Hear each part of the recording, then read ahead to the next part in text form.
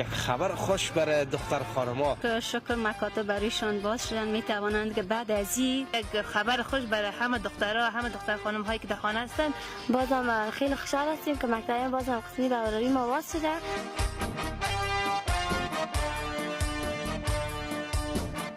چقدر خوشحال هستیم که بعد از دیر مدت باز این بتون زمینه مسایش که این خبر شنیده واقعا خیلی خوش شده که میتونه از این بعد هم یعنی تحصیل خود ادامه بده. این یگانه فرصتی است که ما میتونیم درست ازش استفاده کنیم.